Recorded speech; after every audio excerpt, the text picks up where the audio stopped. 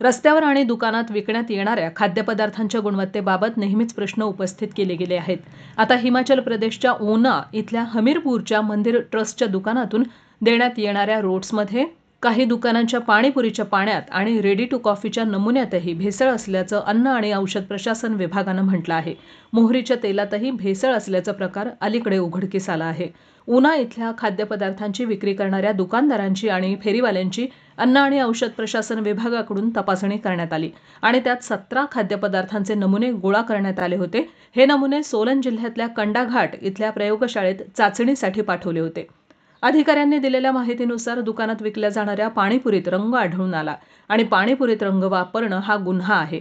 या दरम्यान कंडाघाट प्रयोगशाळेतल्या 17 पैकी 3 अन्नपदार्थांच्या नमुन्यांचे अहवाल आलेले असून त्यातल्या 2 नमुन्यात भेसळ आणि 3रा नमुना ब्रँडेड नसल्याचं आढळून आलं। खाद्य गुणवत्ता आणि सुरक्षा विभागाचे सहाय्यक संचालक जगदीश धीमान यावेळी म्हणाले, भेसळयुक्त आणि दर्जाहीन खाद्यपदार्थांची विक्री केली जात असल्यानं कारवाई केली जात आहे। तसंच देशभरात आणि प्रामुख्यानं तरुण पिढीसाठी लोकप्रिय असलेल्या पाणीपुरीसोबत दिलं जाणारं मसालेदार पाणी हे गुणवत्तेवर प्रश्न उपस्थित निर्माण करणारा आहे। या विभागानं गोळा केलेल्या पाणीपुरीच्या पाण्यात भेसळ आढळून आली। मोहरीच्या तेलाच्या नमुन्यात भेसळ आढळून आली असून कॉफीचा नमुना देखील दर्जा नसलेला असा होता। या संदर्भात राज्य सरकारनं आरोग्य विभागानं गाईडलाईन जारी केलेली आहे। बाजारात उच्च प्रतीचे खाद्यपदार्थ विकणं बंधनकारक असताना त्या आदेशांचं उल्लंघन करणाऱ्यांविरुद्ध कायदेशीर कारवाई करावी असे आदेश दिल्याचं त्यामध्ये म्हटलं आहे।